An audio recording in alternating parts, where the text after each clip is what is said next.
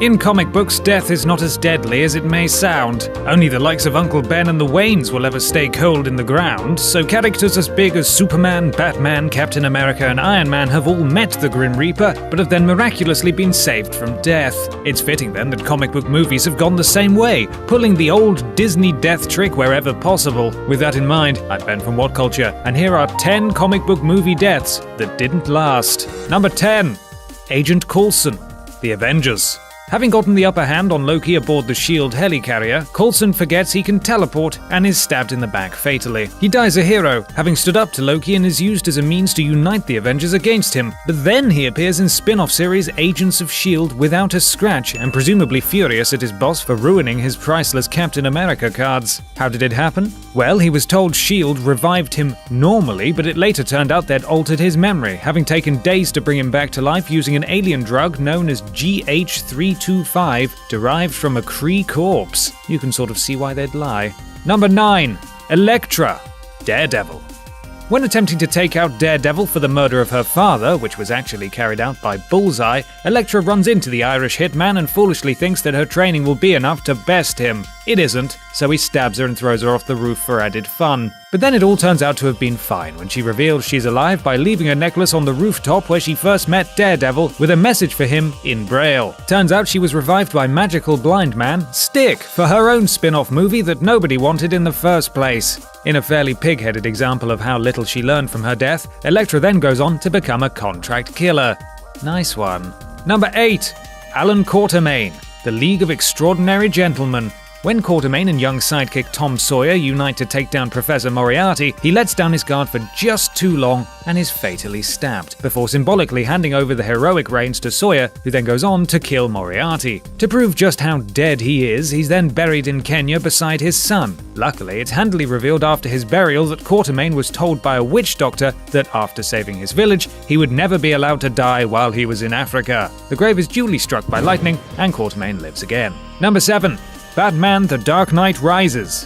Faced with the choice of his own death or the death of everyone in Gotham, Batman throws himself on Talia al Ghul's bomb by flying it out of the bay in the Bat, just as it explodes. Alfred cries, having apparently failed his masters by letting their child die, and then goes on holiday. Except that it's revealed that he didn't die in the explosion at all, and is sunning himself around the world with his new girlfriend, having left Gotham and all its escaped criminals to a woefully underqualified stand-in. Robin. How?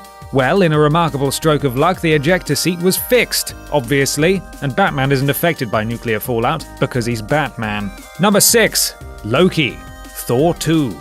Having formed an uneasy alliance with his half-brother to take on rubbish villain Malekith, Loki is mortally wounded while battling the Balrog-like curse and dies. Thor mourns him, proclaiming him a hero and vowing to tell their father of his sacrifice, which he doesn't need to do since it turns out that Loki was just faking and turns into his mysteriously absent father to offer Thor his throne. And nobody even knows how. The writing is so poor by this point of the film that looking for meaning in Loki's recovery is probably folly.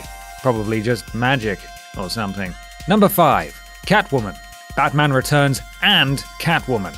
2 separate films have reimagined Catwoman as the poster girl for poor career choices. In both cases, she's killed by her evil boss before being supernaturally reanimated to become the ambiguous anti-hero with a penchant for kitties, leather, and rubber. In Batman Returns, she's literally licked back to life by a clouder of cat. And in Catwoman, she's mysteriously revived by an Egyptian Mao-cat, which gives her cat-like abilities and an insatiable desire for vengeance. Clearly, someone at Warner Bros. Believes cats are basically gods. And who are we to disagree?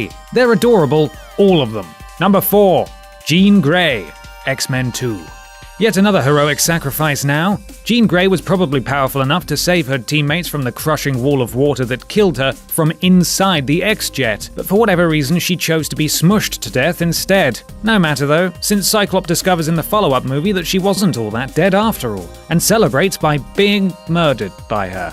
Hooray. It turns out her act of heroism unlocked her evil twin identity that was being locked down by Professor X for years. It was something to do with a power surge, but it's not adequately explained in the movies. Alright. Number 3. Lois Lane, Superman. In the original Superman, the Man of Steel managed to only stop one of Lex Luthor's missiles from killing his mother-in-law, letting the other blast into the San Andreas Fault. Cue an earthquake that traps Lois Lane's car in a crevice and filling it with earth to kill her in an alarmingly gruesome manner. Luckily, Superman at that point helpfully remembers that he has the power to turn the world back on its axis to reverse time. Obviously, time travel is a wonderful healer after all, including to fix bad storytelling choices you want to cover up. Sick burn. Number 2. Superman. Batman vs. Superman.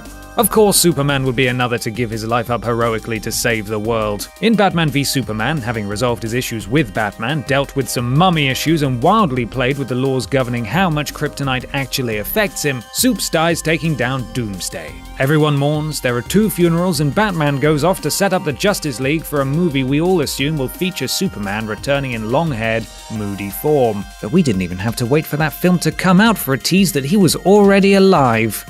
Number 1. Professor X. X-Men: The Last Stand. When Professor X and his great nemesis Magneto discover that Jean Grey has escaped to her childhood home, they both race to save/recruit her. Unfortunately for Xavier, she's not at all pleased to see him after he controlled her mind for 20 years, so she levitates him before bursting him into a shower of boldy dust. Nobody could possibly survive that. Except it's revealed at the end of the movie that Xavier is still alive in the body of a comatose patient under the care of Dr. Moira McTaggart. How? Well, the DVD commentary clarified that the comatose body belonged to a brain-dead twin who had been born that way because Xavier had basically stolen all of his brain power, which in itself suggests that Xavier basically kept his brother alive for decades in case he ever needed to hop into his head. Nice guy, that Professor X. I suppose you could call him a shit brother for wankers. Hashtag shit brother for wankers. And that's our list. Are there any non-permanent comic book movie deaths we missed off? Let us know in the comments below, and don't forget to like, share, and subscribe. You can even follow me here on Twitter if you fancy. I'm Ben from What Culture, and thanks for watching.